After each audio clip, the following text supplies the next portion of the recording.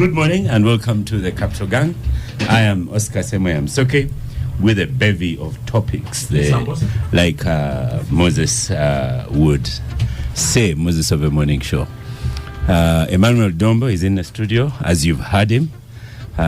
He's going to make a start on the Star Cafe goodies.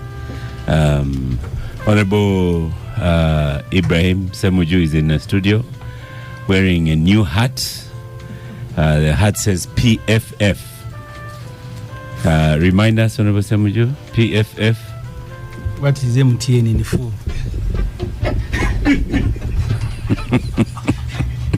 MTN in full is mobile money. So you see, so PFF is enough. You don't bombard people with too much information. So my party is PFF. Right, your party is PFF. Yes. I have yesterday's Monitor newspaper with President Museveni meeting opposition, and I saw your old party members, FDC were there. I did not see any PFF in that photograph. Boy, Raymond Mujuni, you're most welcome to the Capital Gang once again. We've been missing you. Yeah, thank you so much, Oscar. I've unfortunately not been around. This is the first Saturday I'm back, and I'm happy to be here. Thank you for having me. Yes. And the last time I had invited you, still on microphone, Raymond. Yes. Last time I had you were. You'd gone to the Rwenzori Marathon. Yes. Tell us, how did that go? It went really well. We were quite a number of people there. I had run the 21 kilometers. Some people were running 42 kilometers, others were running 10. The district was overwhelmed. I ended up sleeping in a separate district because the accommodation facilities had all run out. Ended up sleeping where? In Rubirizi, the district next to Kasese. Yes. So where did you go home? Fort Portal. Yeah.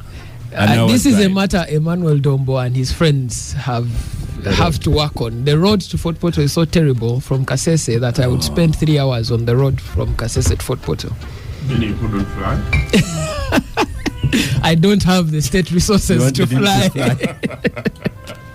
I don't have the state resources to fly. But it was a good marathon nonetheless. It was a very good marathon. There were so many people from different parts of the world, and we had a very good time there. Yes. A lot of people know you as a capital gangster now. So you had not said that you're going to the marathon, but I was bombarded with your statistics, your run and so on. How long did it take you to accomplish the 21 kilometers? I took 1 hour 25 minutes, which is pretty fast. Very pretty impressive, fast. But yes. I come from a running club, so I had a running time for my running club that I had to meet, and I was able to meet it. And now I think we're going for the Independence Marathon. So there's also that one coming up. Where will it be? From Kampala to Entebbe. Oh. Yes. Oh, okay. Yeah. He has also been in Kyiv, in case you want more updates. He has also been where? In Kyiv, in Ukraine, at the front line. In case you want more updates. The Russians are speaking. Yes. You flew from Kyiv direct to the Capital Gang. Yeah.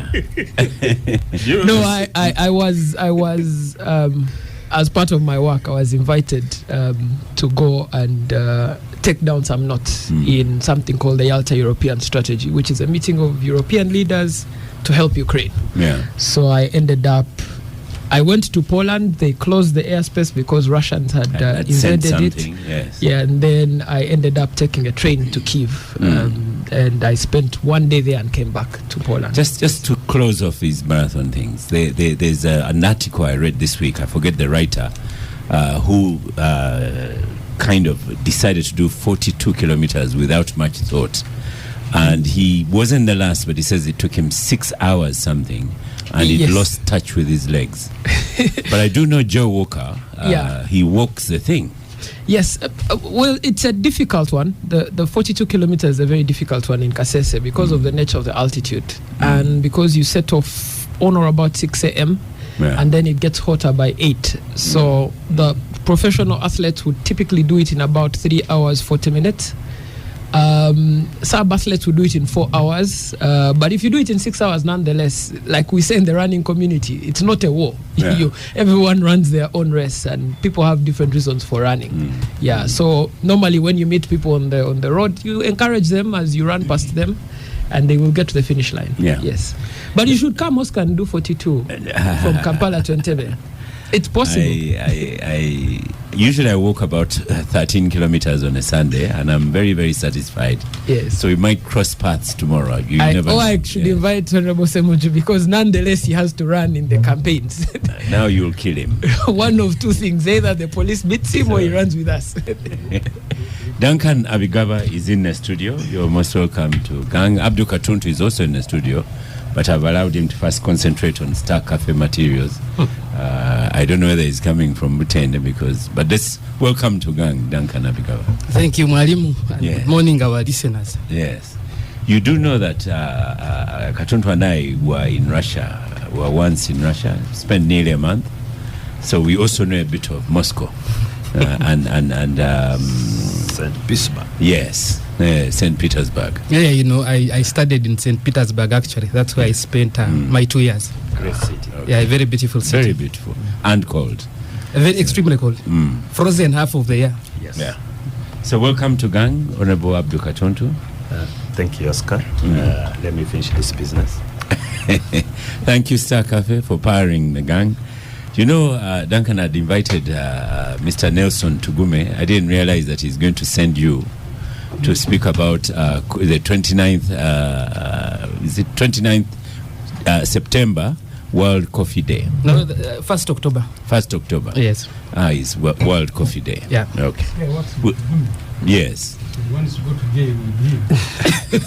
He has brought us goodies. Did he show you? He has brought Carried some goodies from Ntungamo. This is the ground coffee, Arabica house brand, mostly grown in the hills of Kanungu and Kasese, and processed at our facility in Ntungamo. And also, Is that your facility? The facility of Ugandans, it's a Ugandan thing. That's why I say it's our facility. And I've also carried some capsules. Since you were in Moscow and St. Petersburg, you could have seen a capsule machine. These ones you can only operate if you have a capsule machine, but I just brought to give to Honorable Ssemujju. Maybe he has a capsule machine, or he can keep it as a souvenir, as one of the government achievements. I don't know. It's up to him. But yes, I've carried some goodies from Ntungamo for the gangsters. Yes. Okay. Herbert says that guy who told a man to fly to avoid potholes reminds me of the French queen who told citizens to eat cake if they can't find bread. That man is Emmanuel Lumala-Dombo. No, I was just basically talking like my chairman who told people that if you don't have bread, why don't you eat cassava? Okay. Because we have alternatives here in the country. So that's why you give us he's up for Kabalagala here. anytime. If Ssemujju can pick an egg, if he doesn't need it, Agatha is in the studio as well. You're most welcome to Gang. Agatha Atwaire, AA. Oscar. Yes. So on to our first topic of the day, and then we'll go to coffee, and then go to General Otafire. And Agatha, you could start there. There's this shocking story that the BBC reported. I actually saw they even published a video documentary as well. And it is quite sickening. And the man, when I posted today's poster, it said British Ugandan, and people have been correcting me. No. British German Ugandan, who was a bus driver in London and moved from bus driving in London to a rich life in Dubai, where he trades women, and many of the women there are Ugandan. Apparently he's known as Charles Mwesigwa. But the Minister of Youth is the one who advocated that he is found and prosecuted in Uganda. You'll be pleased with that, Agatha Atwaire. Well, there's nothing to be pleased about.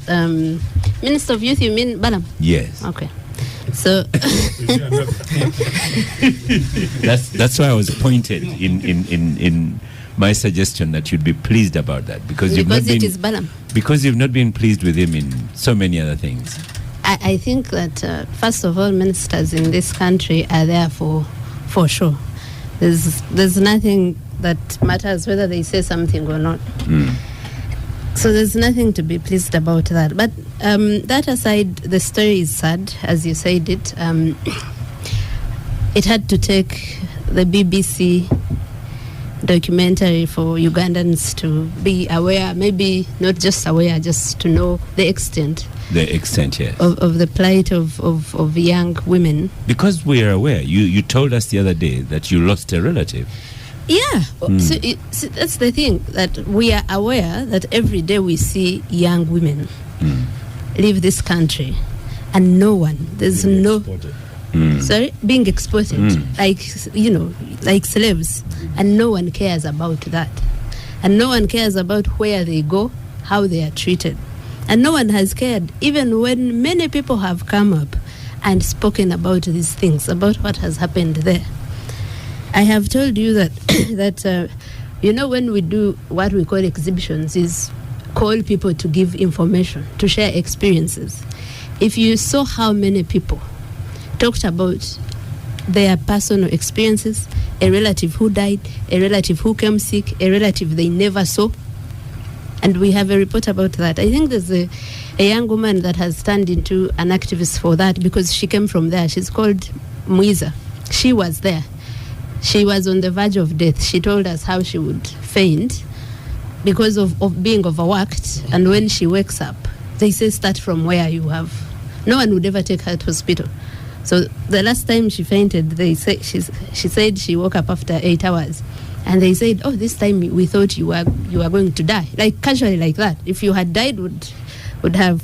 So these things have been there. Honorable Ssemujju just last week said he had to go and talk to the minister to return someone. Now that someone is lucky; they know someone who knows Honorable Ssemujju. So.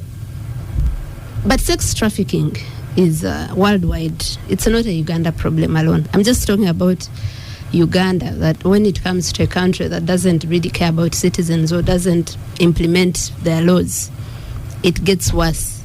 I think worldwide, about 5 million people are victims of sex trafficking. It's a bigger part of human trafficking. You know, prominent people like Epstein and that ring that was around him. In our case, we just hope that this person is prosecuted. In most cases, the criminals in this country know someone, know big people. We have made some people above the law. Did you see how he asks if you have a passport and how easily he gets it? And he bragged that he has access to the NIRA database. So that means that he has people he works with here. He's either a fraudster who gets those Bichupuri passports, which is not likely. The likely one is that he has people inside here that he's working with. So I think the story do you think he has impunity? Because he was talking very freely. Very freely. Impunity is a key word in this country. Lydia said it last time. We didn't know that even people in NRM see it. So he was speaking like an untouchable person. He's not the first person to speak like that. There are those people who think that, I know Dombo who sits at the secretariat and I am and no one will touch me.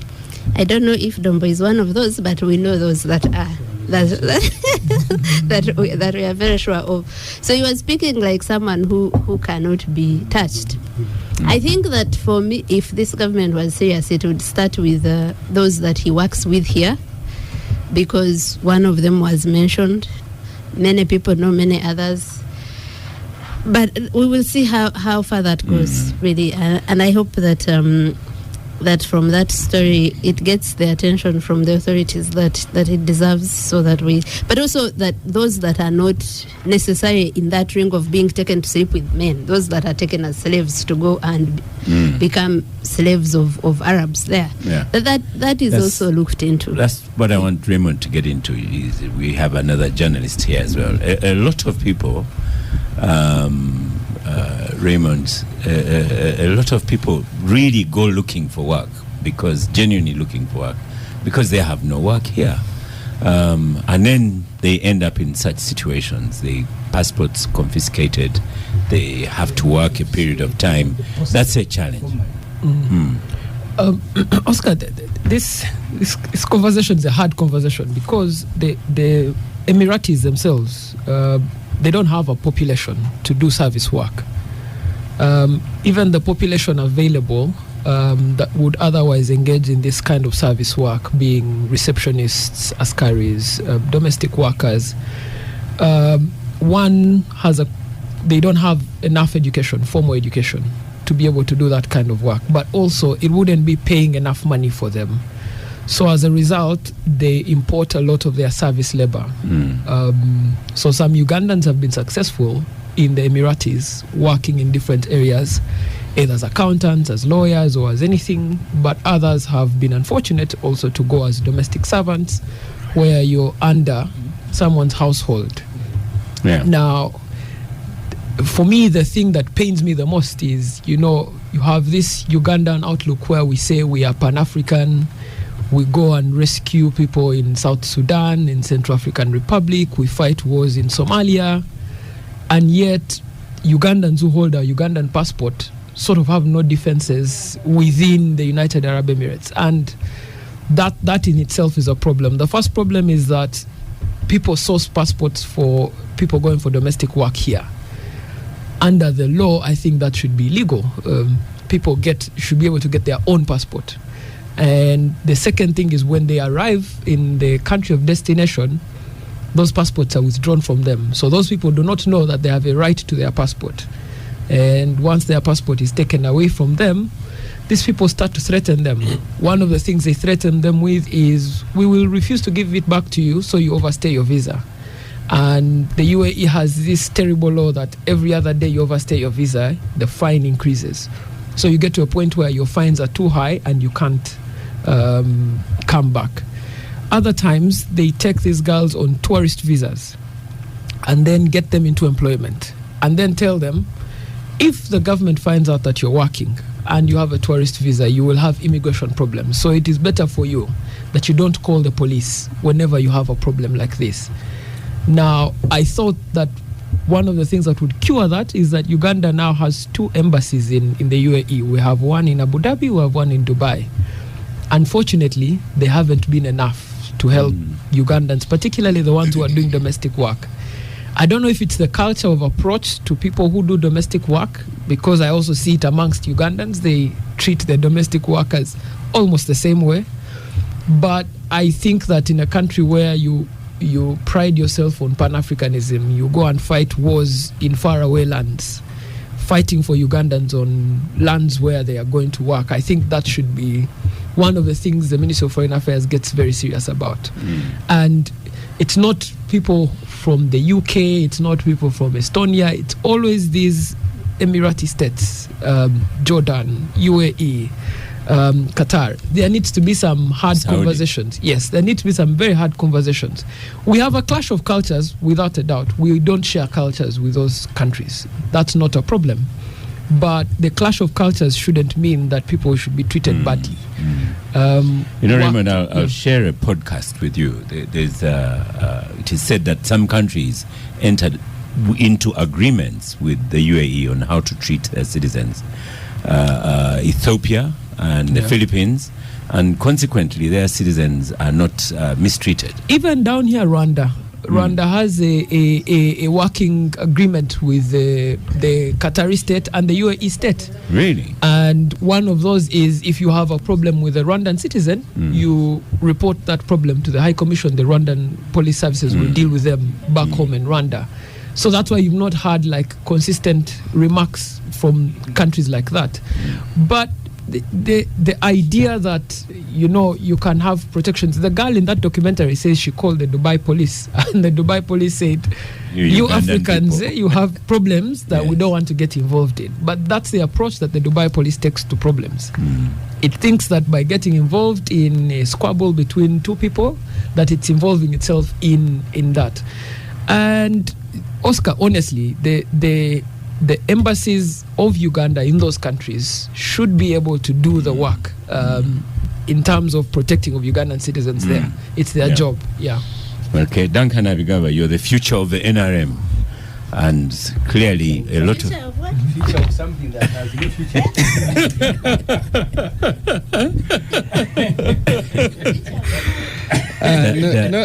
Honorable Ssemujju, I think the NRM still has a future. Abigawa is the future of NRM. The NRM still has a future. NRM has no future. So how can he be a future of something with no future?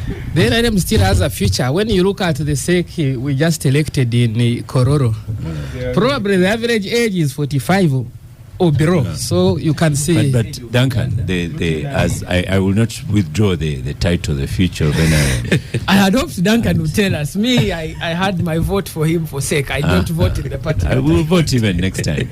But you see, Duncan, this currently under the NRM is when we've had many masses leaving Uganda. And a lot of young people have left Uganda. Now we see the mistreatment of those that have left Uganda in the UAE. Yes, our population over the last couple of years has exploded because of Dombo's programs of mass immunization and so forth. And also our literacy our literacy rates have been growing. Switched off his microphone. Our literacy rates have been growing. So now you have people who have studied around up to Form 4 because you have USE. They are a bit educated, not very educated, but a bit educated. You have all now so many tertiary institutions churning out, I think, 40,000 graduates every year. Our economy can absorb around 30% of that. So you have an extra 70% that have nothing to do. They have to try and look for a living out of the country. And this is why we are having this challenge of young people trying to move to the Gulf countries, because like Raymond has said, the Gulf countries have resources, but they do not have manpower. They are very, very underpopulated. So previously, they were sourcing for casual laborers and so forth from Southeast Asia, Filipinos, and so forth. Filipinos were famous for being the best household workers. But at some point, the Gulf countries realized that now Africans have been going to school and they can provide an alternative that is cheaper. So they started coming. They started coming here to take some of the young people, and the trade has been growing. There are challenges. Yes, what happened is so unfortunate, and we should ask ourselves. Are these foreign companies exporting, or should I say importing, or I thought they are Ugandan companies? They are not foreign companies exporting labor services. No, there's a collaboration between a Ugandan company and a company in Dubai, a Ugandan company and a company in Qatar. So it's always the collaboration. And there is an MOU in countries where we are exporting labor services. There is always a bilateral memorandum of understanding between our government, the Ministry of Gender, and their ministry responsible for employment. So you wonder how such issues escape all these layers of scrutiny that we put in place. A bilateral agreement. We have 2 missions in UAE. You have the embassy in Abu Dhabi. You have a consulate in Dubai. And nothing goes undetected for a very long time. So, if these young girls cannot get justice from the police in UAE, because apparently Africans, we have our own problems, and the UAE police does not want to meddle. So what happens to our consular services? How come these girls never received any help from the consulate or the embassy in Abu Dhabi? Should we assume that there was no contact made with our consular services. So that's very, very unfortunate. But also, when you drive by Kololo, is it Interpol? Yes, there's Interpol. There are always many people there and getting certified and all. And there are no protections there. And all of them are exactly trying to go abroad. But what basically? Pardon, what is it? No protection, but corruption. You should hear how much people pay for that letter. Yeah. I thought by registering at Interpol, I disagree you with guarantee Agatha, protection. Interpol services, amongst the police services, Interpol services are the fastest and the least corrupt, I should say. So you're talking because you can apply for the letter today. Someone who has about 10 relatives. I have in gone. the Gulf. So I'm telling you, I've corrected that letter myself. I've corrected that letter myself. You, Duncan. I did not call anybody. The future of NRM. I did not call anybody, and I got it like in 2 Duncan, days. you are the future of NRM. You would get it in an hour. I did call anybody. I got it like in 3 days. Conclude on what you're saying. Yes. Yeah, but Interpol, what Interpol basically does is to give you a clearance that you have not committed any crimes here, so you're free to go anywhere. But now they do not keep track of what happens to you wherever you go. No, for them they just clear you to show that you are crime free. Okay. Yeah. So, but in conclusion is Honorable Dombo, we have a serious problem of youth unemployment, and I don't think there are any deliberate efforts to address it. The other day. Actually, yesterday, to make it worse. Yesterday, have you seen taxes? Young people crying over taxes and how they have been pushed out of business. That's why I'm saying there is no deliberate effort to address youth unemployment.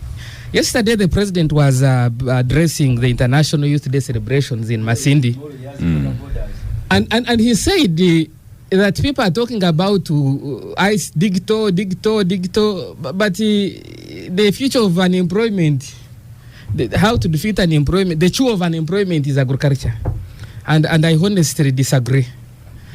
Yes, we would say that... now I see why you didn't go to SEC. Let's assume that... It would have been a problem. Let's assume that the NRM has decided that they are going to fight unemployment through agriculture. What are the interventions? We had the youth venture capital and the youth livelihood programs, which were scrapped and merged to create this greater now PDM program that is giving 1 million per person in the villages. Honestly, if somebody has come from the university, I don't think they are very willing to go back to their village, settle down, and compete for that 1 million with my mother or somebody else who is village-based. The aspirations are a bit, higher. So, Honorable Dombo, how about we think about a youth bank? How about we think about tax waiver policy for youth startups, etc.? This is what other governments are doing. We need a deliberate employment policy for the young people in this country. It is a very serious problem. Let's go to Honorable Dombo, and I'm sure any minute now, Moses Berahanga will send me a message on all these things that the NRM is doing that Duncan Abigawa doesn't know, especially about youth employment. But Dombo can make a start on them. Oscar, why are young people leaving? At an appropriate time, I'll be talking about the youth employment and what NRM is doing. But for now, first of all, let me talk about this issue of labor export. Yeah, and mistreatment of Ugandans. And I want to confess here that I'm a participant, and how I became a participant. Of exporting people? In exporting labor. For 20 years, I was in Parliament fighting against labor export. And because of the videos that we repeatedly saw, and that came out.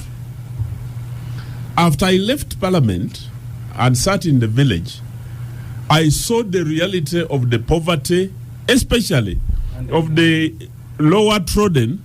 They have received some basic education, but they can't get better employment in Uganda because the alternatives are not there.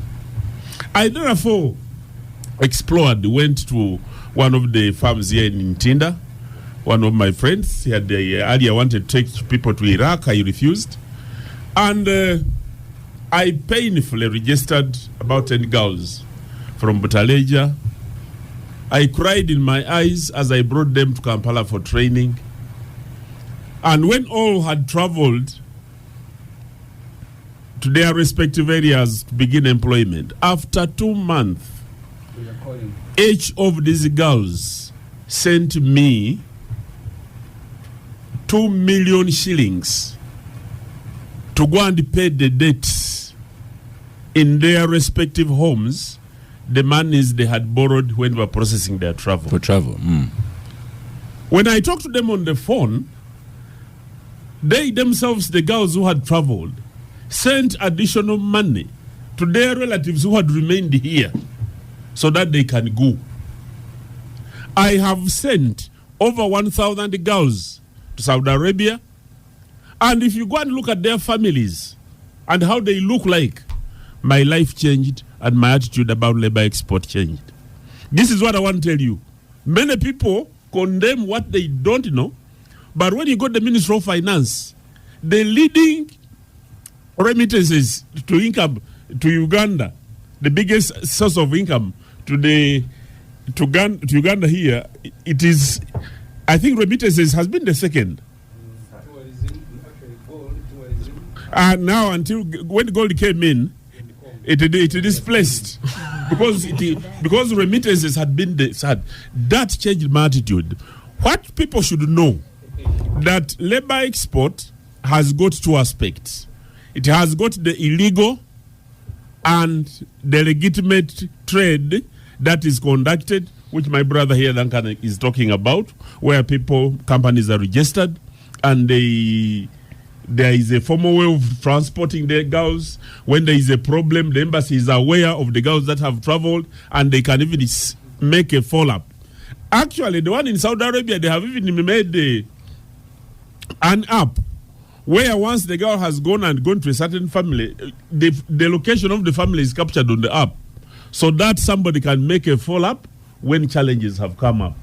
So, legitimate, I want to say labor export is good, especially in countries where we have labor agreements. But when you go to UAE, Uganda does not have a labor export agreement with UAE. And people who send children to UAE, it becomes totally difficult to follow up should any problem occur because you even don't know what they are doing. You don't know what visas they have used to travel. And those people who export labor illegally, it is a network of highly placed people who compromise people, including government officers, to ensure that they can get their way out. They can buy off the entire process at the airport and girls travel. Actually, those people who export labor illegally don't want governments to formalize. I don't know why government of Uganda has failed to formalize the labor export to. There have been attempts to UAE. Recently, the minister went to Qatar. I don't know what exactly happened because I'm not familiar with the processes now. Which minister? Honorable Beta Mongi went to Qatar to go and see if we can have a formal agreement with the Qatar. And one of the things which you people in Parliament could encourage, with the wealth of many countries getting up, Uganda would build a niche in certain areas, which I've been studying on the internet. Hospitality is one of them. The other is nursing. Many people are getting into advanced age and nobody can look after them. Nursing is a very good profession, and if many Ugandans are trained in either home nursing, even here in Uganda, there are many farms internally that are building their capacity in providing nursing, because we have elder parents, ourselves are going to get old, and not our children are not going to be available to nurse us. And in such a situation, you may want to use professional people to nurse you. So let us develop these industries so that we can give an opportunity to many Ugandans who would otherwise be languishing without any opportunity. For my brother who doesn't know that there is a deliberate policy by the government of Uganda, and specifically by the NRM, of providing employment for the young people. There are basically 4 sectors that have been identified by the government of Uganda or by the National Resistance Movement. The first one is commercial agriculture. Oscar. Yes. I studied agriculture in Bukedi College, Kachonga, and I passed it. I was a member of parliament for 20 years. But it is recently that I saw something called silage. Every time I used to ask myself, because silage wasn't here. Nobody, let me tell you, we studied theory and are never practicing agriculture. If you right now you went to, there is a gentleman here in Gayaza, Light Farm, and you see professors from the university being taught by people who stopped in senior 4, but on what we should be doing in agriculture. That is what is now the transformation. So NRM, the area which we must consolidate and provide resources for is commercial agriculture. Let us encourage many young people. And when the president talks of people going into agriculture, when people produce, we shall produce raw materials for value addition, and we shall produce eggs that we shall use to produce baby food. We shall do milk, which we shall export as powdered milk. We shall do so many things for value addition. The other one is industrialization. If you went to Mukono, those who come from Mukono side, I don't know if there is an honorable cartoon to knows, and you see in a place called where there is roast chicken, Namaojolo and Barara, and you see the number of industries that are there, and you see the massive number of young people who go in the morning to go and work. Just imagine if we had so many industries like that and we're exporting in our region. People would be having work. So industrialization, in addition to commercial agriculture, then we have the service industry, the border you're talking about. That will be meeting they will be meeting the president tomorrow in Ikololo, and the industry that they are providing and many service other providers. This is an area which we should not neglect. The fourth, because of time factor, is the ICT, which you know that many young people are being creative, and there is no other area that you can think about that is not part of the 4 that I've mentioned. That is what NRM is doing, and we can only put our heads together on how best we can improve it. I hope you know Facebook is still closed. But Raymond, you want Oscar, to make one comment before we go to Honorable Ssemujju? I normally don't like heckling. I don't like heckling people, but sometimes when people design policy, they need to hear back from the people that are designing this policy. And by the way, I should tell you, Raymond, Macheri, this is Kadugala 1 on X formerly Twitter, says 4 hours from Kasese to Fort Porto is total misinformation. It's a very good road now, just 1 hour. That's what he tells you. But go on very quickly to Dombo. Anyway, so the thing I wanted to impress upon Dombo is to start to listen. You know, the Youth Livelihood Program has been here for 8-9 years. The question is, what is it about this program that hasn't produced millionaires? Why aren't the youth staying here? Why are we going to Qatar if this Youth Livelihood Program is working? The barriers to commercial agriculture, barriers to entry. Number one, land.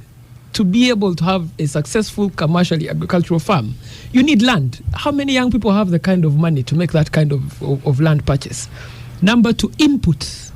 The amount of inputs that you have to make commercial agriculture successful. How many young people have that? Number three, access to markets. To be able to get...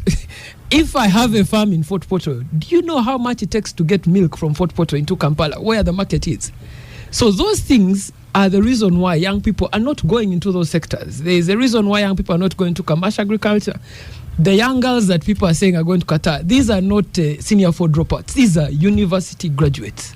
Some of them with first-class degrees who just don't see a functional economy here.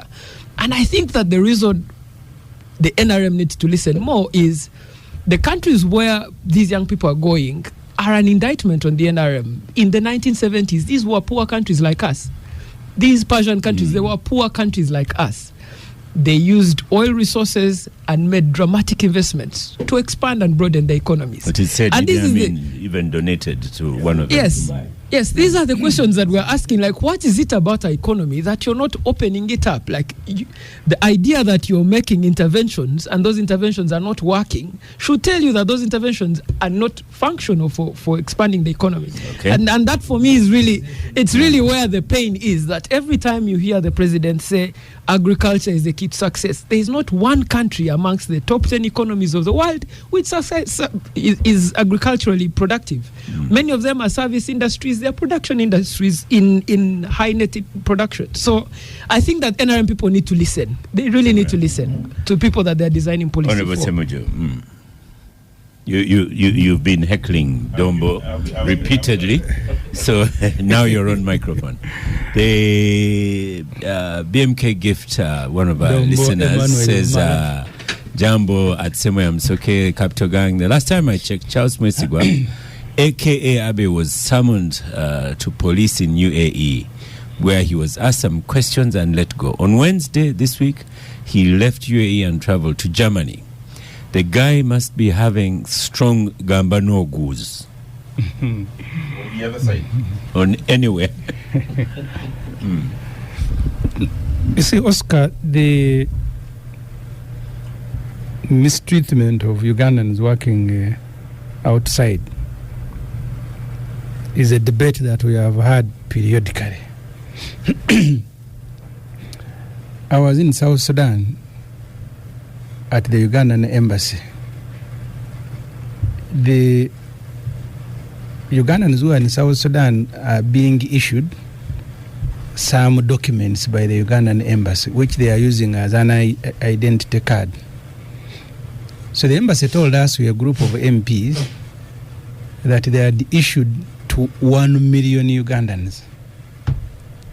So you have 1 million Ugandans who are in South Sudan, and they don't receive for work, for everything, including those who have nothing to do, but they go there because they have had others in South Sudan working.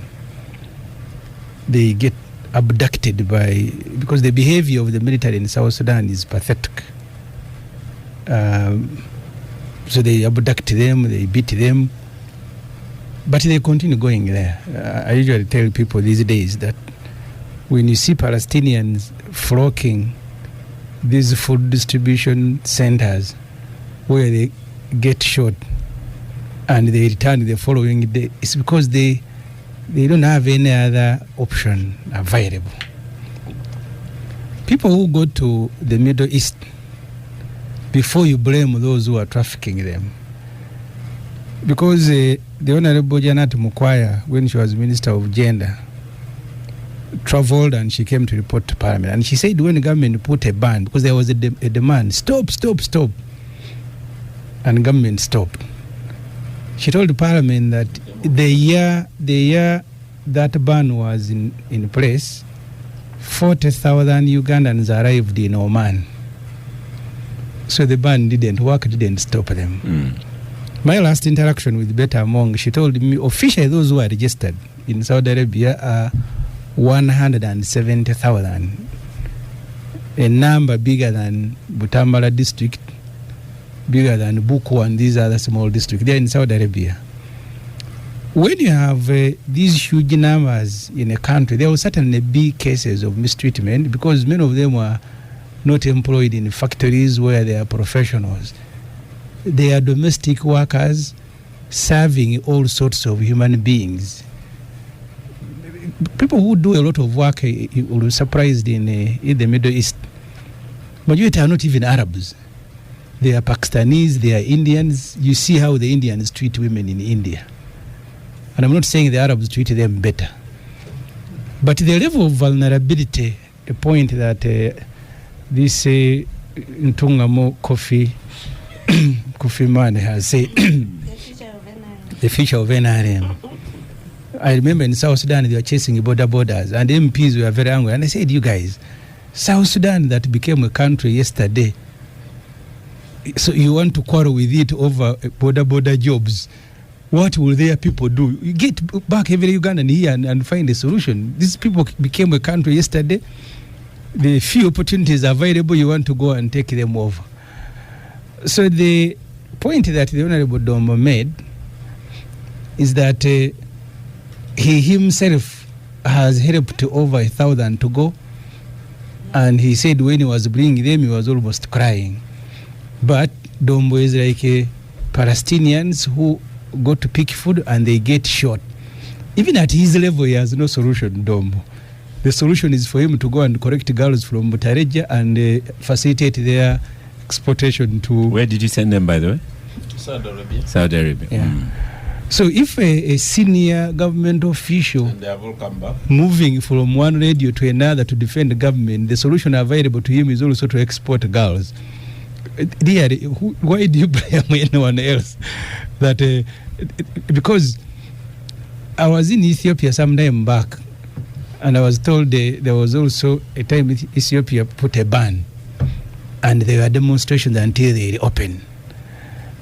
Ethiopia is competing with Uganda. I think we are the two leading exporters of girls and boys to the Middle East. So we don't have a solution, and I think this story, maybe it is up for discussion because it was on BBC. But I have had cases where I have participated, calling government people to return girls who are stranded. And when you go to the ministry, they will tell you, because Ugandan companies that are licensed here, they carry these people to companies that are licensed to where they are taking them. And in the last case for which I went to see the minister, because there are different categories. If you don't have money, they will process for you a passport, air ticket, and visa. The reason they take away your passport is that they have invested in you. So you need to work and pay. And when you complete the payment, you are now free. If you want, you can continue. If you want, you can come back. In Saudi Arabia, they now have what they call accommodation. You get a problem at a place of work, they return you and then process you. If you have been working for Dombo, who is very brutal, then they take you to Katuntu. If Katuntu mistreats you, they take you to Abigaba of coffee. So this is how these girls are juggled around. But the solution is not in quarreling with who's trafficking. And then you need, especially Dubai, you need to understand, because people think that Dubai is dying to have Ugandan girls there. There was time they went around hunting for Ugandans. Remember the case of one who jumped from skyscraper and he died because the police was looking for people who are in Dubai illegally and they don't want to come back. Because the impression people create is that Dubai actually is dying to have you. They are not.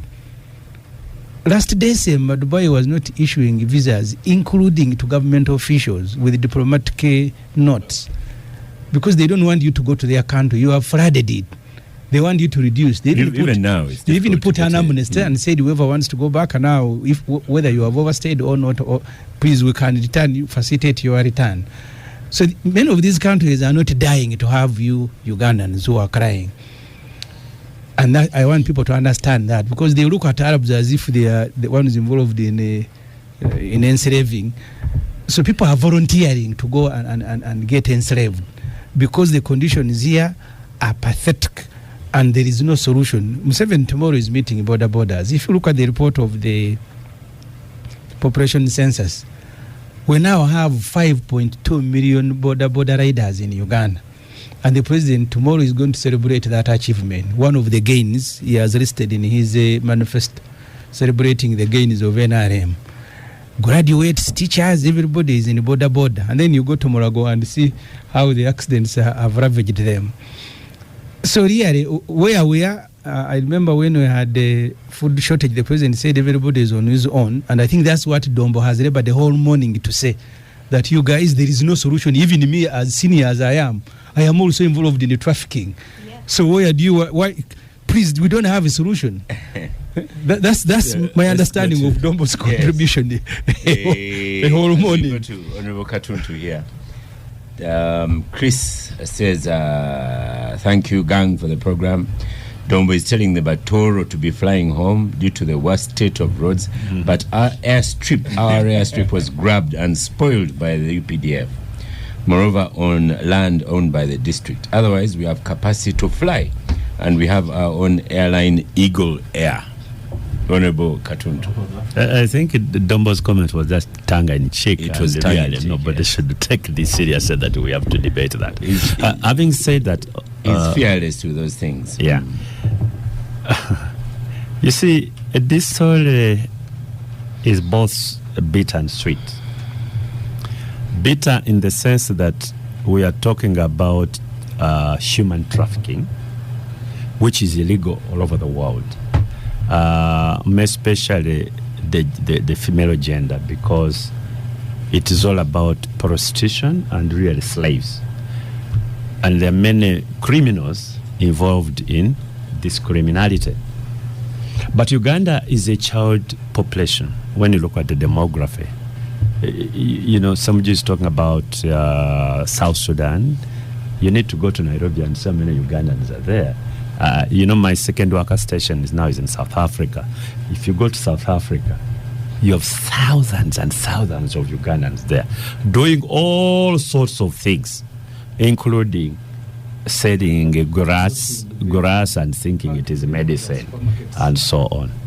Why? Because young people think the opportunities there, and it's not about Uganda, the tragedy is about the whole continent.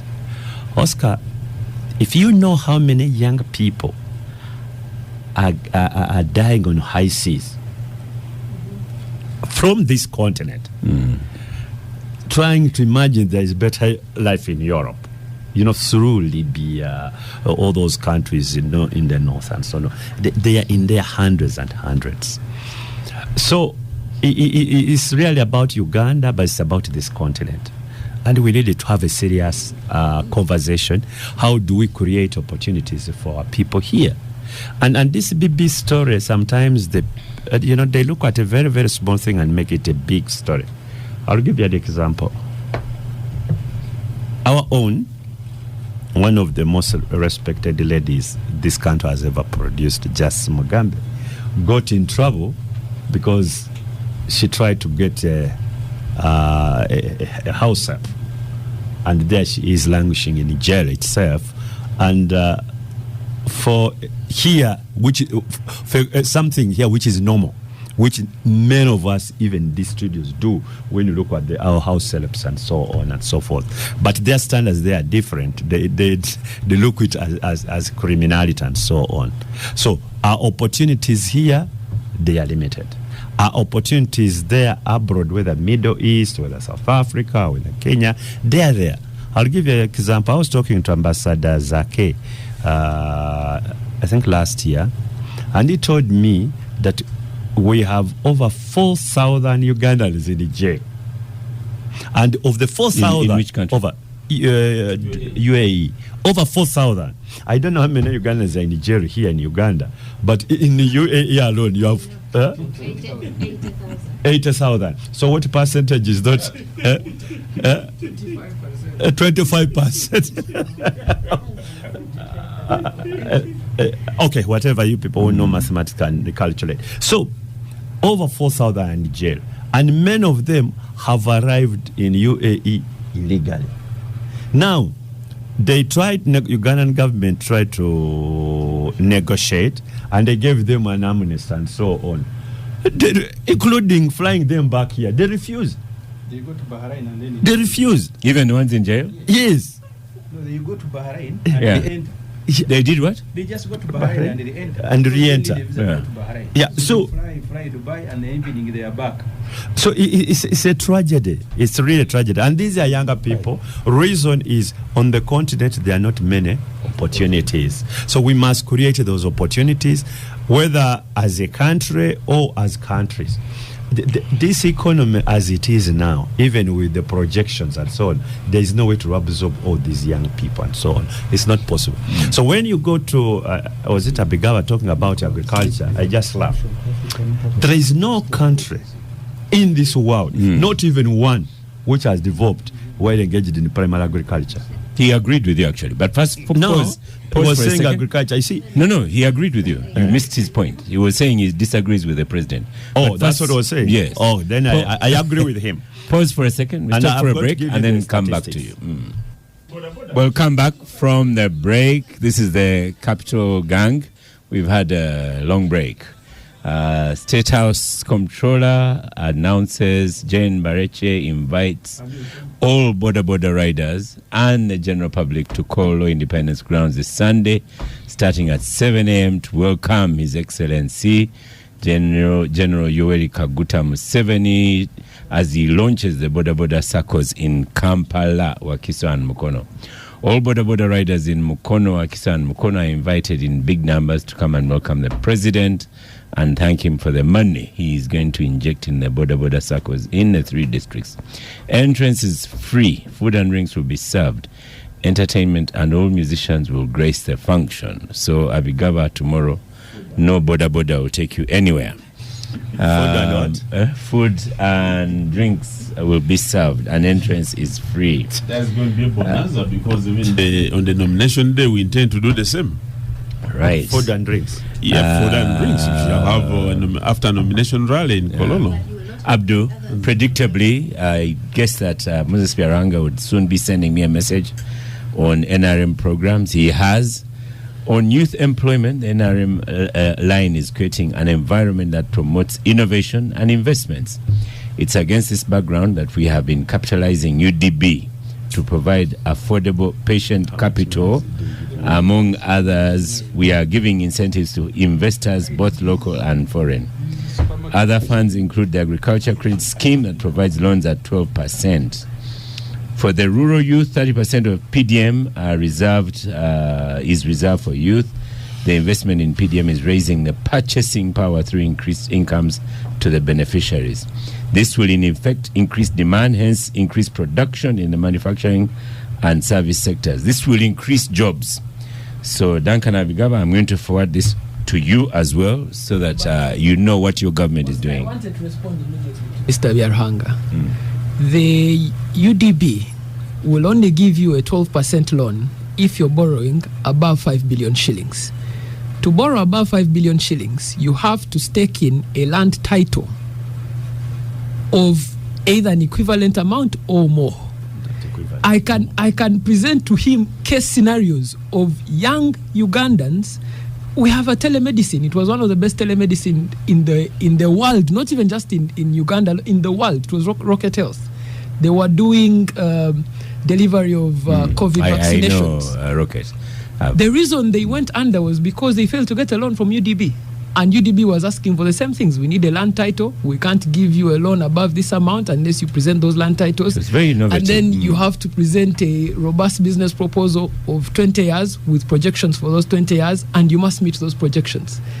I really don't think that many NRM people understand the kind of economy they've subjected Ugandans to. I really don't. Raymond, I'm impressed. You know about UDB because we had UDP people here. To get a loan from UDB, you need a minimum of 6 months. It is very impossible to get a loan from UDB, and I'm happy Moses is on.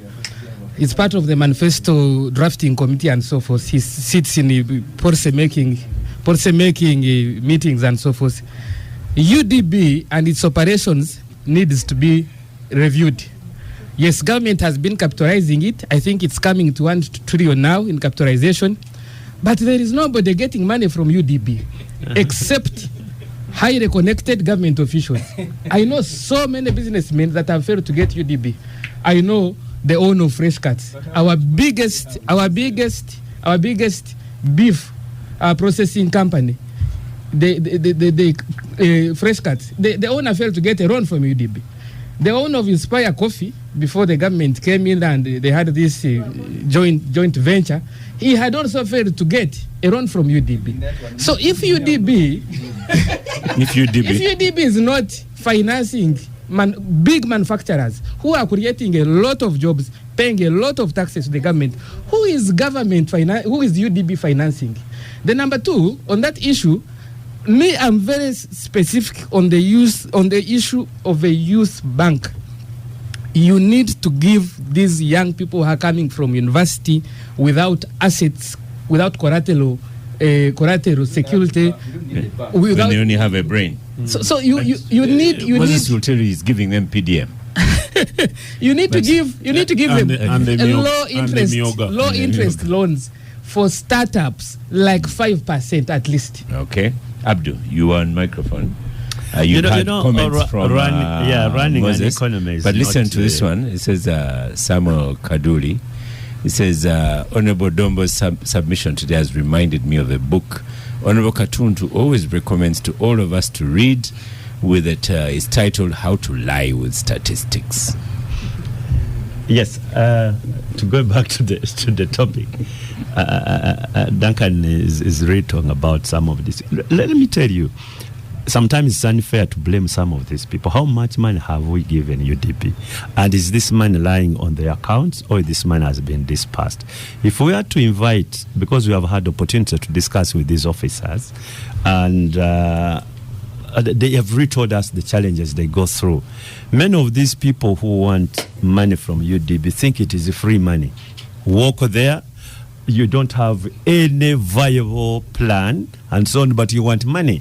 And we go through the use of non-performing assets. And this is public money. It is not really private money and so on. Somebody has got to account for it. So if you are running an institution like a UDP, you really must know who to give this money and to guarantee that this money is lent out, but it has to be brought back, recovered. So, gentlemen, please, you know, yes, everybody needs money. And when you need money, reckless people need money, thieves need money, ignorant people need money, and they all run where they think money is there, especially when they think it is government money, because they go there. I'll give you an example, Duncan. We've talked about this what is it called? PDM? And you know, what is the policy? The policy is this money we give it you 1 million, and then it's supposed to be returned to the what? To the circle. Just go and do your statistics today, your research, and say how much money of that has gone back. Literally less than 10%. That would be the wrong statistic. Check and see how much has been eaten. It is all the same. So, but you know, even now, people are bringing money, give us money. And let me tell you, this so-called government does not have a limited or pitless, you know, where the money is there, you start dishing it out. There are little resources, and we must use them in the best way possible. But anyway, that's a debate for. Let's go back to the topic.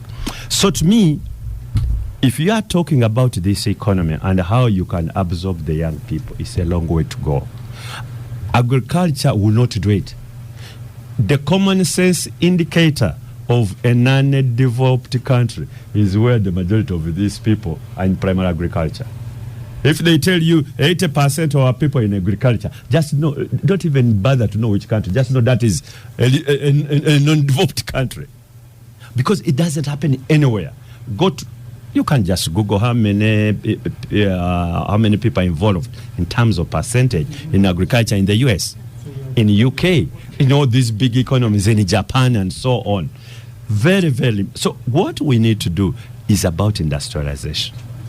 And if you are to industrialize, it could be agro, because somehow we've got some added advantage. So we can do agro industries and so on. But industrialization and service industry is the best way to plan for the economies like this. And you see, now it comes to our people at I don't know whether I should say this, but let me say it. You see, even our people who man our embassies, just look at what they do. The other day in Dubai, one of our person was involved in operating a casino. Can you imagine? So how do you imagine this diplomat at our Ugandan embassy or consulate, who is supposed to be looking after our consulate, after thousands and thousands of our people, is busy gambling in a casino? Our embassy is a casino. This is just total madness. So those sort of fellows cannot take care of our people in the diaspora. And in the diaspora. In any case, by now they would have done the audit. They would have looked at the people who are in these embassies, how are they the people who are up to the job? Maybe prosecution. Yes, prosecution as well, because this is purely criminal. So even at our embassies, I don't think they can help in child trafficking. Maybe I may speculate that some of them are engaged in the same business. They facilitate it because looks like it is very lucrative. That guy, Mwesigwa, maybe Abe is a very rich man flying all over the world because he's dealing in modern slave trade. They just a minute for you, Abdul. Sorry, Agatha, I want to give people in active politics here just a minute each, but use a minute on this one. So one, I had noted something to respond to Honorable Dombo about. I am glad that he came on his own and told us about his labor in labor people export. are trolling him here that he even cried as he took the girls away and everything. Yeah, so I'm also happy. They are killing him. I'm also happy, but doubtful that all the 1,000 girls he has sent away, he's never got any incident. But things I wanted to say was that it could be possible. We do not have. But Agatha, if Ssemujju tells you that it's 170,000 Ugandans, well, 1,000 is it's minimum. So this is what I wanted to say. What Duncan was saying about us having agreements, we do not have agreements with all of them.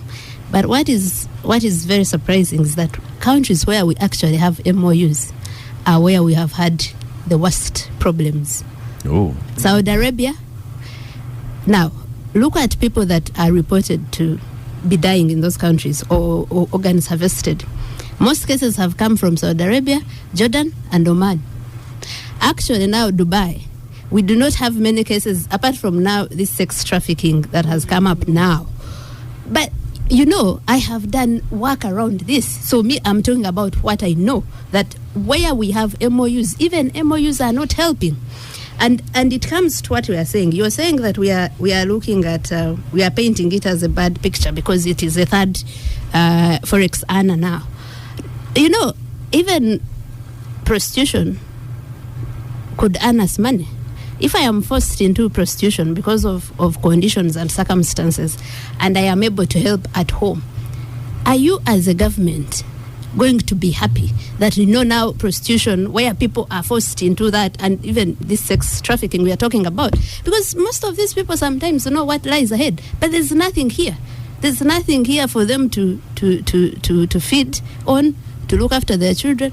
The girl that died, that was murdered in that documentary, the biggest fight came from her master not sending money to her sick mother because she had worked. I think she wouldn't have had a problem. She had worked, but this person kept saying, you still owe me money, and refused to send money to her sick mother. So that does not make it okay that because Uganda is earning, it's number 3 in earnings. You have to look at what is causing people to do that. But after failing to do that, at least make sure that people who are going in these countries are safe. Okay. There is a reason the Philippines are safe there. There is a reason other countries are safer there, because they come from countries that have put in place ways of, especially of making sure that the companies that are taking them. Thank you, Agatha. Oscar. I think last I want to talk about diplomats. Yes. Honorable Katuntu spoke about diplomats. Let me finish with that. A diplomat that was operating a casino. And he was saying that look at people that are posted in these positions. We do not post their career diplomats. We post their political failures here to reward them. There was a diplomat in the US that was deported for domestic violence. When he got here, he's called Dixon Ogwang. When he got here, he was sent to Juba. There's no punishment for what people are doing or what they have done. That is why that casino business, isn't it over a year ago? Have you heard that anyone has been reprimanded or anything has happened to someone who is doing that? So if we insist on political gains, and that's what happens, that even the reason crime is happening and no one is caring is that we do not have a police that cares about crime. No crime intelligence, no one, people dying, no. police here, its job is to run after Chagulanyi and Noop supporters, and others are dying, and no one cares about that. They instead of a response to Agatha, Honorable Dombo, what lessons do you take from this discussion? What lessons do you take from this discussion that you would like to promote, since you're in the business and you have NRM power? The lessons I've learned. Yeah. You have heard what my sister Agatha said. That why is it that he's working in the other country called what? Philippines. Yes. So it is a legitimate thing that can be encouraged. Yeah. So it should not be condemned. No, you cannot encourage it or praise. We are condemning that Ugandans are dying. We are not condemning that. Just let me give my response. Yeah. Because in Uganda here, when we take Ugandans to go and find an opportunity to live, you want to condemn the activity. But then you say in the Philippines, they are doing it differently. Yes, let us improve the systems. Let us have reports where it has happened. Even your research which you are talking about, had you talked about Mwesigwa? Have you ever found about Mwesigwa?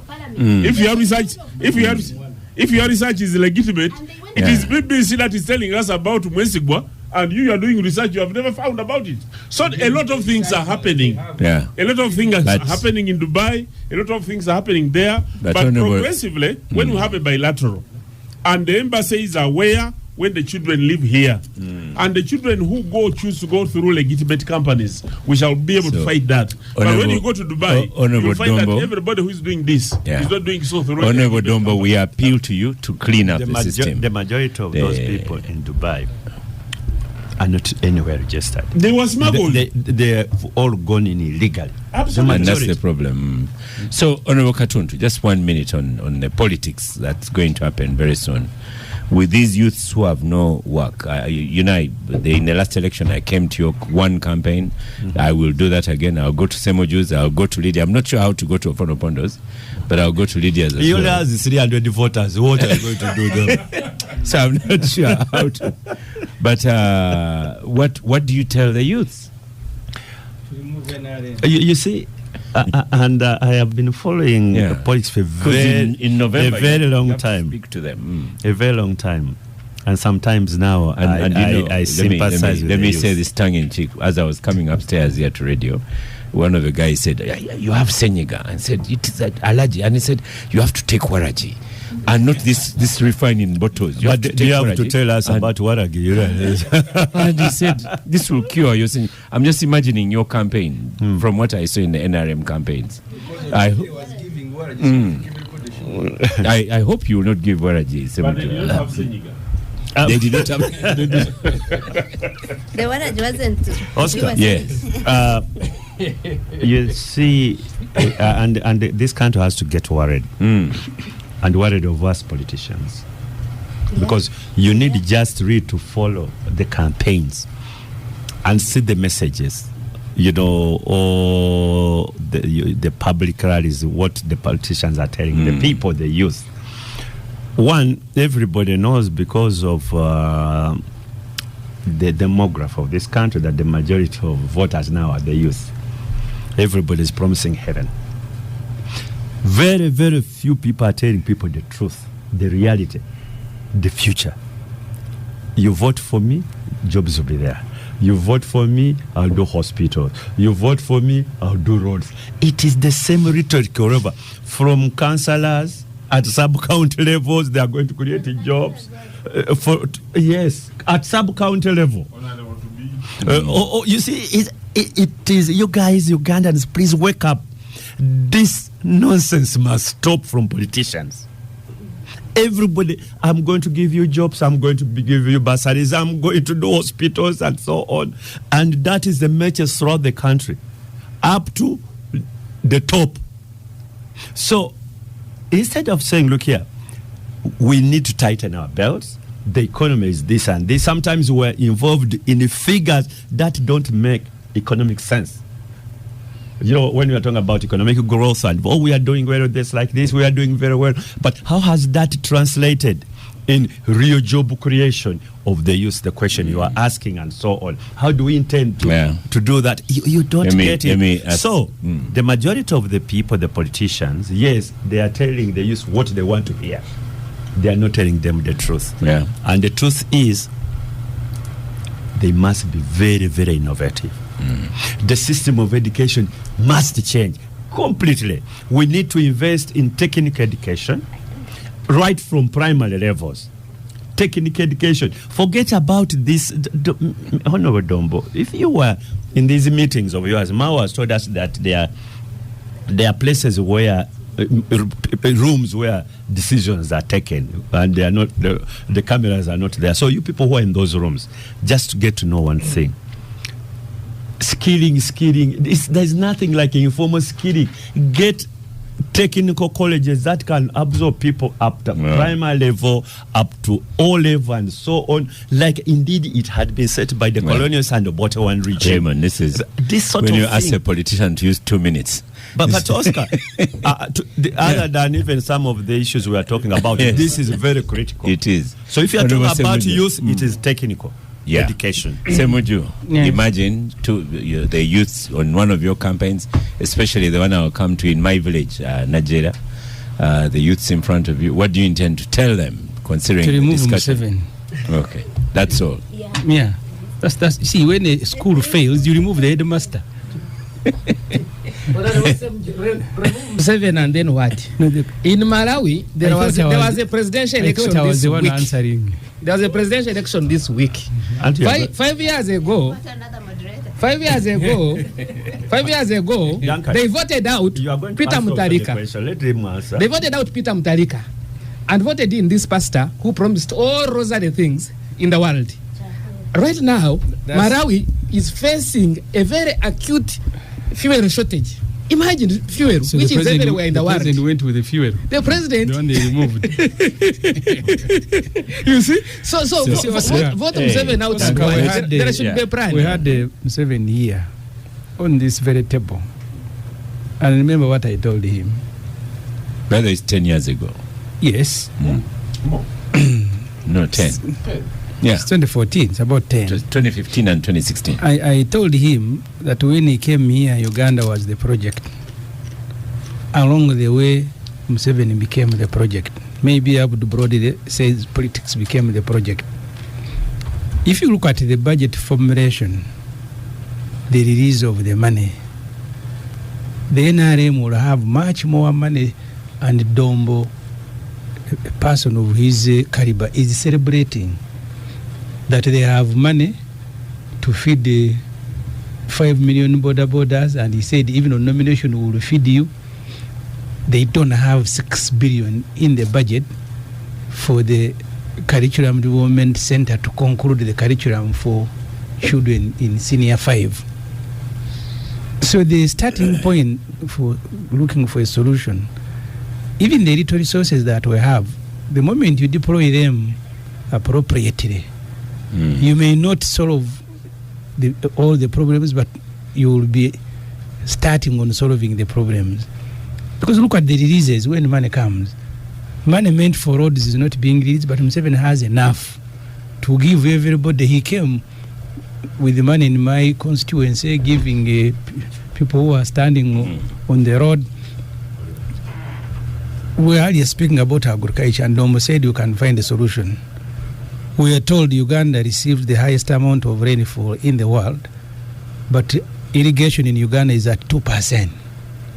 So even if you start a commercial farming like this man of coffee was saying, look, this season has failed. People are cutting down maize plantations in Murende, in Masaka, and everywhere. In a country that received the highest amount of rainfall, you go to Dubai, Oscar, today, you will find Kenyan mango labeled, not just taken to Dubai, but labeled because they are sweet. Kenyan mango in Dubai, in the supermarket. And avocado. Yes, but for you, you're only exporting girls, even senior NRM people are involved. The Kenyans are, when South Sudan became independent, the banks, Equity Bank and Kenya Commercial Bank, went to South Sudan Uganda exported borders. Really, Thank you, Honorable the Ssemujju. solution, you remove the headmaster and then restructure. Kaija, Otherwise, you'll be your wasting friend your time. you left in FDC, Kaija, tells you when you hear State House. Kaija is with me in PFF. I thought he's still in FDC. No. When you hear State House announcing that they'll provide drinks and eats, it only tells you that they've lost trust, and the hungry Ugandans can only stay hungry. There was someone here that was imagining rats running across a fire, which means that it is hotter where they were regarding exports. Let's stop for a quick break.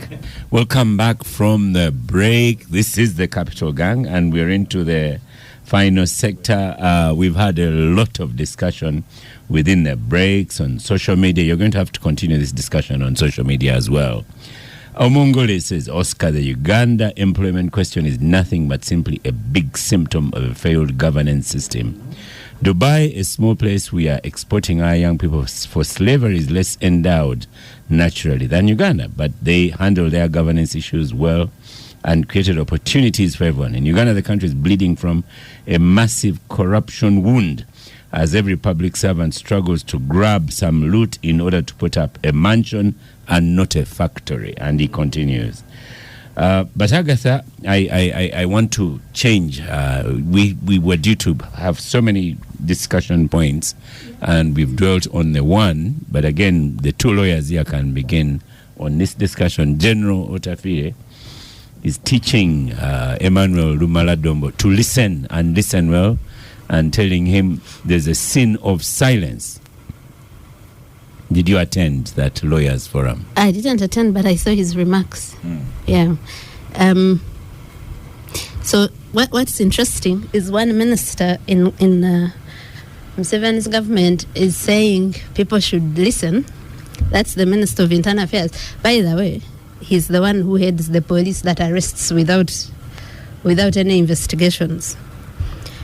Then another minister, the Minister of Justice and Constitutional Affairs, is saying that those who don't want to be quiet will be made quiet. Now, I don't know how to take this.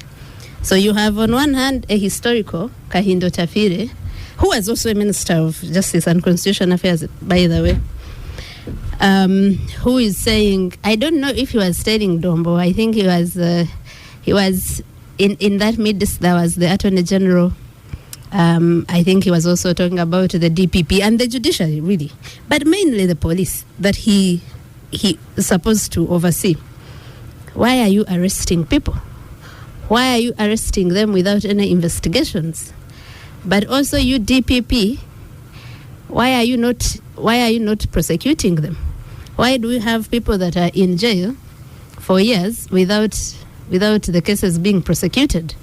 Going back to also the judiciary that, refuses to even give them bail, even where the case is not prosecuted, or refuses to. There is something called warrant of prosecution. The judiciary has powers to dismiss a case that hasn't been prosecuted. But I don't know how many times I've said here. I'll keep giving one case of the NUP supporters that have been in jail for 5 months and 5 years and about 7 months now. So these people, you arrest them, and while you're arresting them, we've been running videos from their loved ones, and they were refreshing our minds how they were arrested. They would pick them up saying, what are you doing with Bob Wine? What are you planning? Then when they reached, they first disappeared for months. Their loved ones didn't know where they were. When they were finally taken to the court-martial, they were told that they had explosives. Explosives they never found them with. But up to now, those explosives have never been, the exhibits, the witnesses have never come. So the Minister of Internal Affairs is asking those questions and singled out Kizza Besigye and says, in the eyes of the public, he's innocent because you failed to prosecute the man. You kidnapped him from Kenya, saying you have, a lot of evidence against him that he wanted to, but that evidence hasn't come. But now, I don't know how to take comments like those. because you are a minister, we need to see that you are reining in on your police that is arresting people. If you have failed, or if it's not police, like in many cases, because in many cases it's not police that is doing this, the arrests which are very unlawful, in most cases done by SFC, JAT, we have so many. Maybe you should resign and say, I'm not going to preside over a police that is, that I cannot control, or a security agency that I cannot control. And then, like I said, you have, on the other hand, a Minister of Justice and Constitutional Affairs who is boasting about repression. We are going to make people quiet. He is not questioning people that are kidnapped and disappeared. Sam Mugumya has been missing for the last 25 days now. He's not boasting. Otafire mentioned someone else. Yeah, Rwangomin. Yes, he has also been missing for a while. So how do we now take this cabinet, this government of Museveni, where one minister is speaking like us, the helpless citizens, while the other is boasting of whoever doesn't keep quiet? Because in what? Thank you, Agatha. We have limited time. Yes. Let me stop we had there. a chat on this, and I want to have a discussion with it after the show, where I can express an opinion. But you talk about helpless people. We have a helpless, powerful person in the studio. He went and started his people export company as well. So they are not alone. Honorable Katuntu, on General Tafire's comments. First of all, it is quite refreshing to hear voices like a General Tafire out there, those who are in government and they are responsible for the sector. To me, all is not lost. There are still people out there who want to speak the language which we all expect them to. And I really don't want anybody to look at it negatively. We need just, Otafire should actually be praised, that he can come out even openly and say it publicly.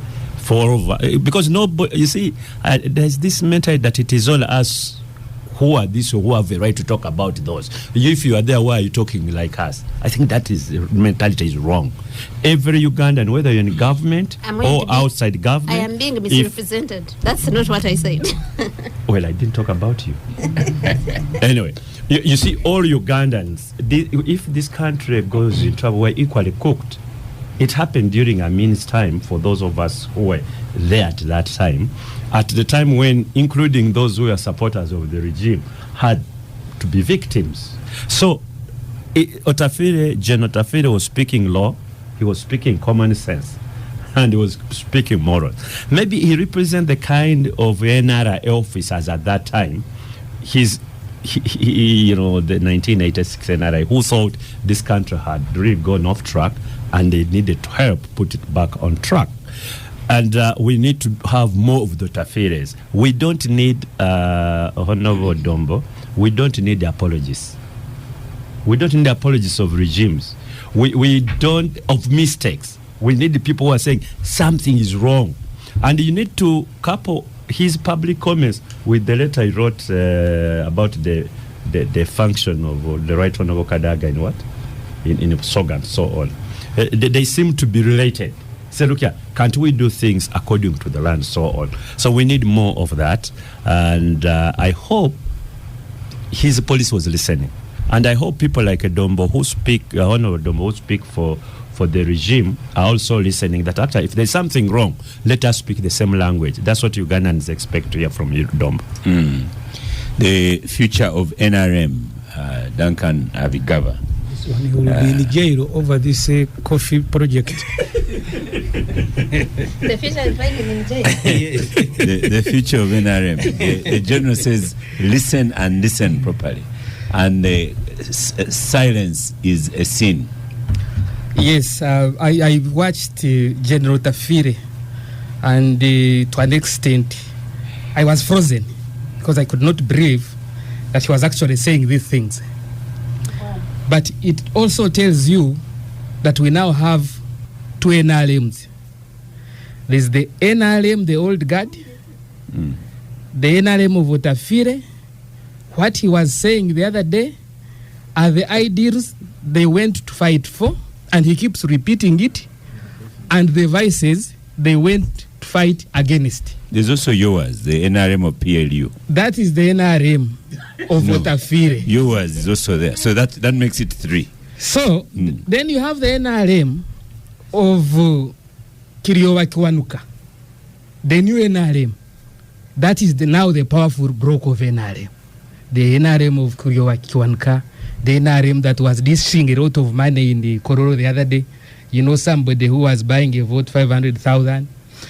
That is the new NRM. It controls power right now, which has friends like Norbert Mao and so forth.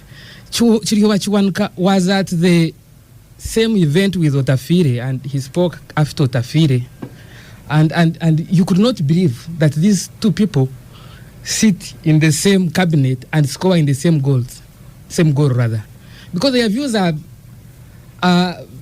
at the end of the outliers. Yeah, but to be fair, what did Kiwanuka say, which contradicted Otafire and that faction? Because I listened to both of them. So Honorable Katun, let me build my point or conclude. Yeah, sometimes it's not correct to buy somebody for no. The other day in Usoga, police wrote. Sometimes many times I encounter Chiriowa Kiwanuka at the golf club, and I've promised to invite him here so we can shout at him. And he has said he's very free and willing to come here and be shouted at. So you keep some comments for him. This one was unfair. Police wrote blocking the rally of the procession of Right Honorable Kadaga in Usoga. She had a homecoming yesterday. And actually, the police went ahead to enforce. At first, we thought, these were games and so forth. But police went ahead to enforce. I saw a letter permitting her to have a rally. Yeah, but she said there should be no processions. Yeah. And police went ahead to block the procession. And the Right Honorable Kadaga the other day had been number 3 in the country. And she could summon the IGP and give him any orders.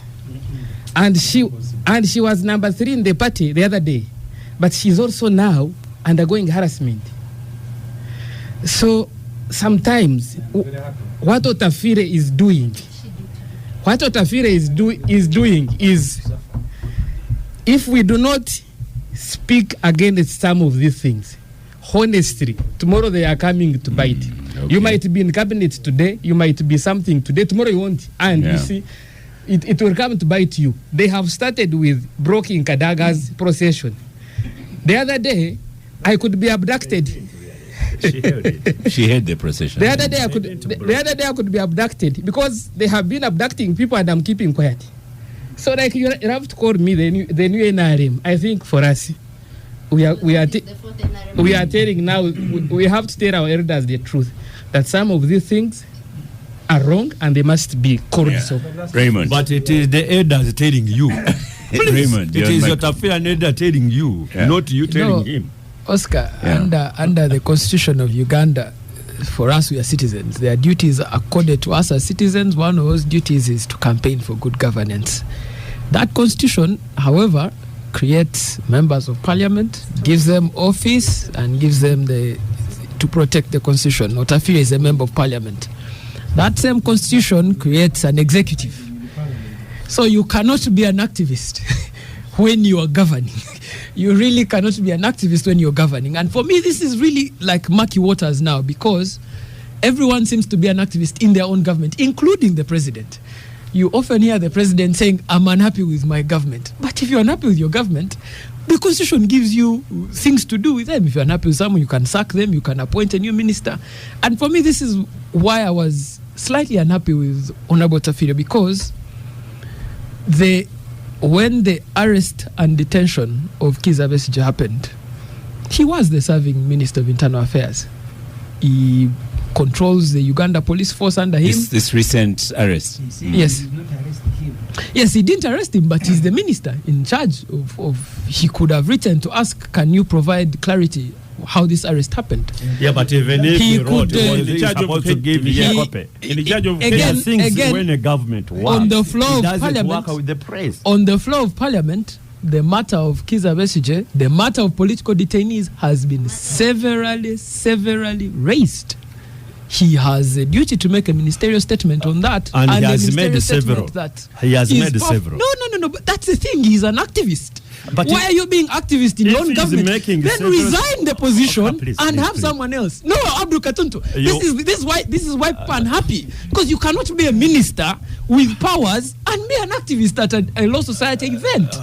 Resign the position. You know what I said on Join the us floor as of the duties House? of citizens. Yes, You know, join us as there is citizens. this arrogance. No. It's not arrogance. It's the duties of citizens. It is a pure You said the arrogance. And no, it's Oscar, this is the thing. The arrogance is the Ssemujju political has class. given you his time. Yes, the arrogance is this political class of Uganda. That, we are 45 million citizens. We are trying to make this country work. People are looking for jobs. People are looking for an economy that works. Then you have this political elite that we pay handsomely. We put every comfort to them. We give them money, allowances, fuel, everything. Then So what we pa- appoint some of what them. pains you is that they are Some of them are activists. ministers. I give way to Minister Tafiri on the road because the man has a convoy, so that he can reach where he's reaching earlier. If he has a problem with a citizen being detained without trial, why are you raising it at a law society event? Tomorrow, Monday is a cabinet meeting. Show up in Monday in the cabinet meeting. Say, we have a citizen who is detained without trial. Fight that with the president of Uganda. Okay. Well said, Raymond. Move that with your judiciary. Thank you. Call your minister of judiciary. Does he not have Norbert Mao's number? Should we give it to him? Hold on. So, no. This, Thank you, Oscar, Raymond. we must tell our political elite we are tired of this inactivity. You can't be activist. Yes. Resign Okay. the government. Give us the government then. Yeah. You see, Yeah. you earlier read the message from one of the listeners Yes. who said when you see a rat running towards fire, It means where he's coming from. when you is see a hotter. minister speaking at conferences, then there are problems. I saw people who were also angry with Mao. And I looked at Mao just as a commentator. Because even what he claimed that things are happening in the right rooms, Mao doesn't sit there. He's just a commentator like these ones commentating about football. They are not the players, but they can speak about football and tell you who is about to score. So Museveni has reduced cabinet into that. Otafire, I know Mao cannot get frustrated, but Otafire can get frustrated. Having been part of this government, and if you look at the people who are near contemporaries of Museveni, I think it's only Otafire who has remained. And his troubles, you remember earlier, when he said, when you criticized Muhoozi Kainerugaba, I know for a fact, Museveni asked Sare to mediate between Muhoozi and Otafire, and Otafire goes to North. He doesn't even sit in the meeting. He abused them and left. So he's frustrated, and I can understand why these days he has also become a commentator, because his colleague Museveni, I think he doesn't listen to anyone anymore. Maybe his family, Sare and Muhoozi and Qatar.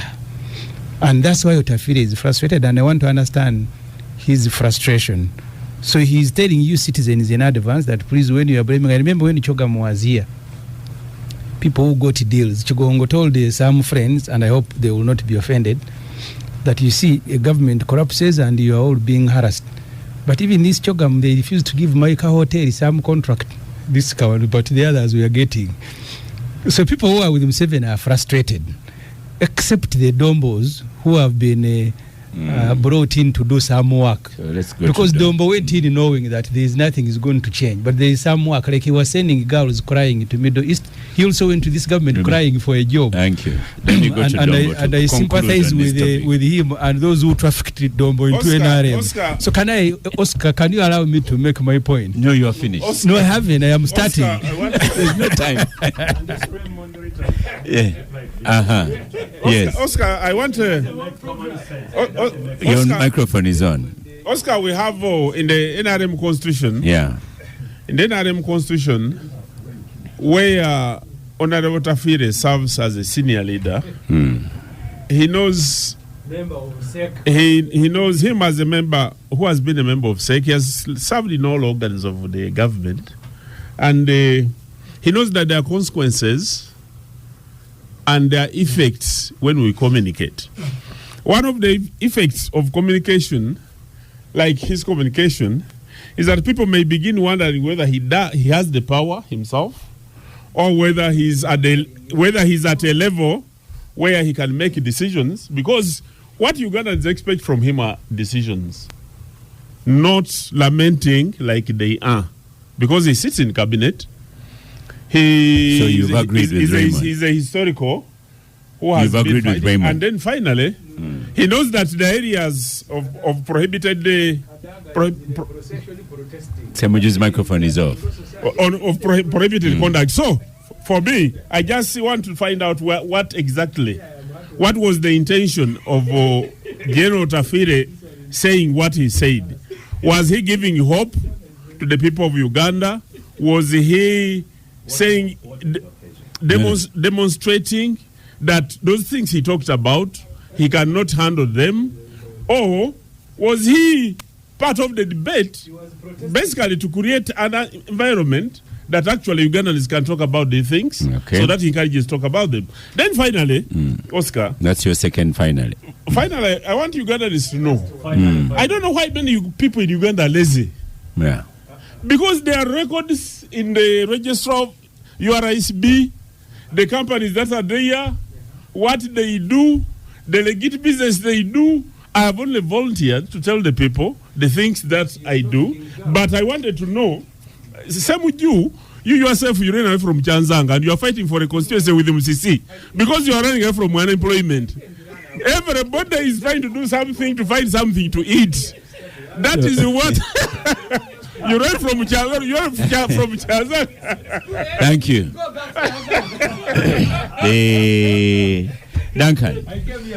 Duncan, your microphone is on. I if possible, I want us to end on a calmer. I'm going to borrow a few more minutes of rough cuts. Coffee, International Coffee Day. What's going to happen there, and how does it relate with Inspire? It's unfortunate that Mr. Tugume hasn't shown up. Ssemujju was looking forward to meeting with him on gang. Mr. Tugume, third time, not second Mr. time. Tugume had committed to appear on the gang today. But he's the spokesperson. No, until he got an issue, he's out of the country and his flight had a delay. That's why he couldn't make it on time. But I can ably represent him. On the first, it is going to be International Coffee Day. This day is marked globally to celebrate the importance of coffee and the value of coffee to the global economy. Go on. So on the 1st of October, we are going to celebrate the day at the Africa Coffee Park in Ntungamo district, where we are setting up the coffee processing facility. And we shall use the occasion to unveil four of our products. The capsule that I have carried here, the Inspire Coffee capsule. There is the ground coffee. There is the beans, and then there is the Please continue. Our microphones are switched on. And then there is the drip coffee, which sits on the cup, and then you can pour your water or milk through it. Yeah, so those are the four products we are unveiling on the 1st of October in Ntungamo. And then in December, that's when we shall unveil the instant coffee. The primary reason the factory was set up, to do something that Nescafe has been doing, produce Africa's first instant coffee in December. So I've carried for you some ground coffee, Arabica, that is grown in the hills of Kajara, neighboring districts of Kanungu, Chega, Kasese, etc., and some capsules. And I would like to formally invite you to Ntungamo, Honorable Ssemujju, Honorable Katunta, and all the gangsters. for the capital gang on the 4th. So come and see the facility that government, your taxes have contributed to, so that we can now have this conversation as Ugandans about coffee and its variant contribution, because coffee now contributes $2 billion in earnings. Oscar, why doesn't the show end? It is ending. Thank you. And employs a lot of people along the value chain. Yes. Yeah. Thank you, Duncan Abigaba. Now speaking as not the future of NRM, but Inspire Coffee. Abdu, you had a response for Raymond. Maybe it's not worth it to come later. For me, can I have one? Yes. The Abdu's response to Raymond, we are going to pick it up outside the studio, Yes. and he might find that he's on his own. So I hope that it is a legal response. It will be a legal response. For me, But he might find that he's on his own. Oscar, me, for the record, I like activists in government. I have not said, in fact, I have no problem with what Otafire said. If anyone took it like that, what I am saying. But you wanted him to resign. What I am saying is It's because Raymond. it's He very. thinks once it's you just, disagree, you run away. It doesn't stop it from being strange. Yeah. What I am laughing at is that the newcomer, the Johnny Come-Lately's of Mau, are saying what they are saying, and the person who has been here. By the way, is saying, Mao has know, an open invitation to gang, so he can walk in one of these days and have a discussion with you. I am happy that there are people in government that are saying that, and I'm happy that they are going to increase. Whatever interests they have, it's okay. But they are saying what we are saying. Give Ssemujju another minute. This show is refusing to end. Oscar, for me, even Mao, I celebrate him. What is he saying? I celebrate Mao. Because what he said is obvious. That these elections are going to be cheated, that people are going to be brutalized. I don't know why people should be angry with him. Because Mao is just a commentator. So if there are tackles by people who are, it's not him who is tackling, just telling you that Dombo has been fouled. Oh, so you're talking about football analogy. Yes, deal with the one who is doing the fouling, not the one who is. Thank you. I think Mao didn't say, he didn't say this is. Mao was justifying it, and I think that's where we have a problem with Mao. Justifying it. He was justifying that we are going to do this, and so not that he was informing us, he was telling us it is correct. And I think he goofed, and Mao shouldn't have said that. It is wrong.